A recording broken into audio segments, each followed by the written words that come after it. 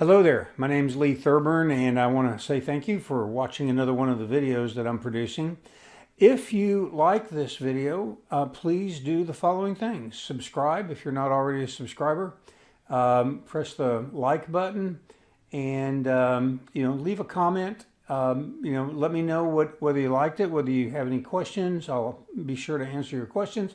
And if you have an idea for a future video that you would like to see, please let me know what that is, and I'll be glad to try to work that into my schedule. So this is going to be a video about our 2019 Chevy Tahoe, and I thought I'd start off with just showing a couple of pictures off of the Turo website for this listing. So here it is. It's a beautiful car. We bought it in March of last year, 2023, and so here you go. You can see pictures of the car, the steering wheel, radio, the rear of the car, seats folded up, the back seats. As you can see, it's a gray cloth interior, some front seat, and third row folded down, and then the driver's seat. So it's a beautiful car. Now, I'm going to start off with showing some information about the purchase of the vehicle. So again, it's a 2019 Chevy Tahoe LT version or trim. It's about 62,000 miles at the time we bought it. Black exterior, gray cloth interior.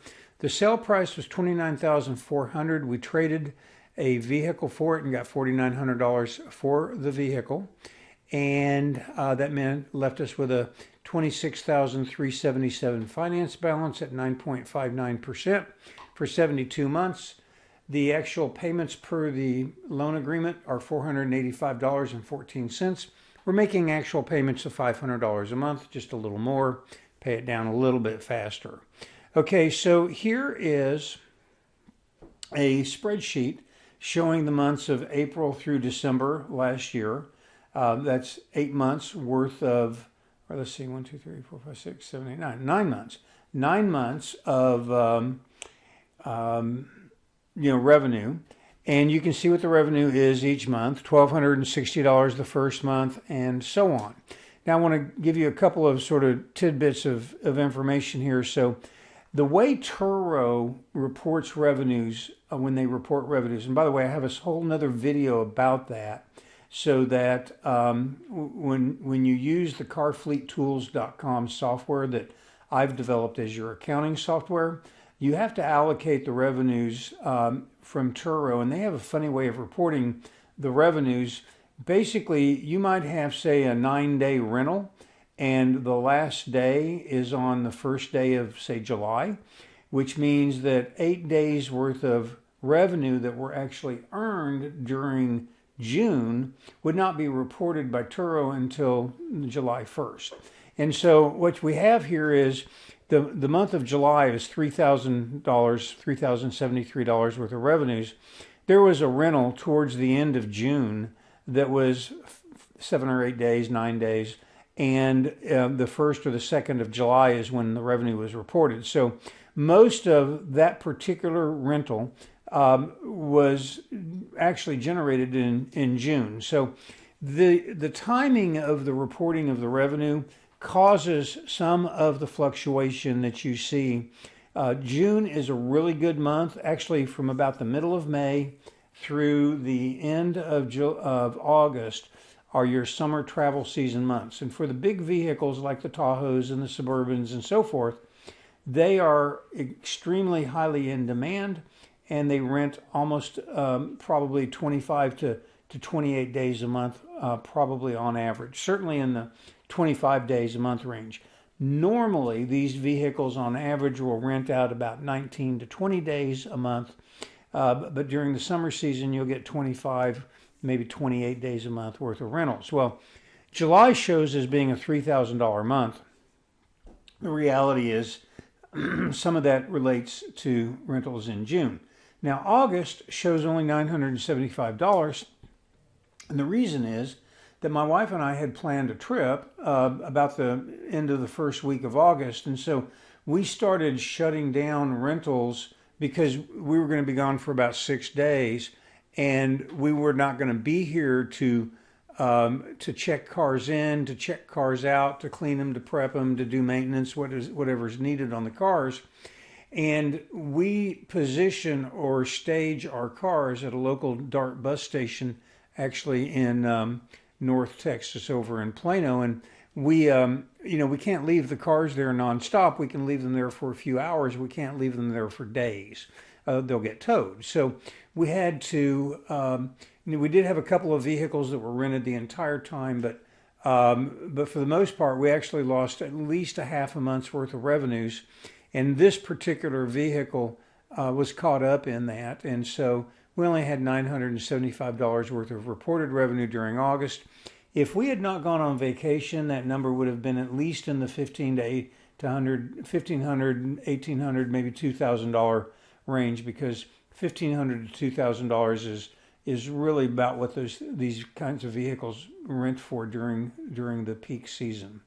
And then in November, we had $554, but that's because there was a relatively long rental over Thanksgiving, which was at the end of the month, and that did not get returned until in December. And so some of the December revenues that show up actually relate to a rental period during November, but just didn't get reported in November. So in any event, that's what the fluctuation shows. That's some of the reason for the fluctuation. We had $13,700 worth of total revenues, an average of $1,523 per month. Now, on the vehicle insurance line, you can see I have $175 a month for insurance for the vehicle. On the interest line, that's where I report the monthly payments. Now, the monthly payments have both principal and interest. This is a cash flow statement. So this is basically not an income statement presentation, but a cash flow statement presentation. So the $500 that we paid each month, starting in May, includes both principal and interest. It actually turns out that there's almost $1,800, $1,787 worth of principal reduction included in that $4,000 you see the total here. But from a cash flow perspective, that's the actual cash that we paid out, reducing principal and paying interest. And then we had a few other little expenses, oil changes. By the way, just as a note on oil change, we use Mobil 1 high mileage for all of our vehicles. And it's more expensive, but you can get much more mileage between oil changes. So that's why they don't show up. I mean, they show up relatively infrequently, and it's because we use really high quality oil. Bottom line, cash flow. You can see the cash flow showing now this minus $120, $121. Again, that's because of the unique way of reporting the income that Turo has. We had $7,558 worth of positive cash flow, or positive cash flow of about $840 per month for this vehicle. So when you're thinking about financing a vehicle, of course you have the full principal reduction as well as the interest payments, so your monthly note includes that.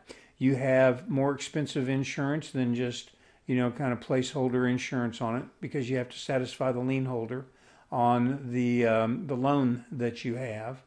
And if you have any significant repairs, it's going to show up in really hurting your cash flow. These big vehicles, you can count on somewhere in the neighborhood of 20 days a month of rental on average, more during peak season, less during slow season. And so there you go.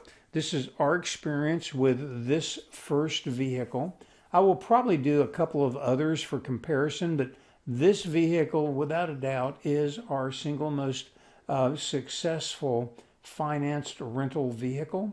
And I would love to have a whole bunch more like this, because this car is generating satisfied customers, great driving experience, low maintenance. It's a beautiful dream car to drive, and it's generating significant positive cash flow. Okay, I hope that answers some of your questions and helps you decide. Be sure again and hit the like button, subscribe if you haven't already, and then please leave a comment and let me know what questions and or other videos you'd like me to produce. Thanks for watching. Bye.